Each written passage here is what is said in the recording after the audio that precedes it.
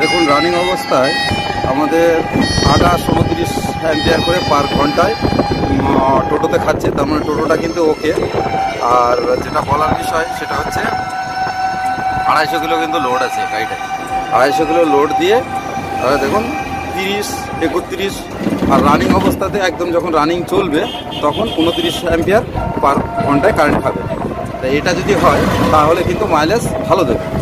তা আপনারা যদি মনে করেন যে এইভাবে টেস্ট করতে পারেন।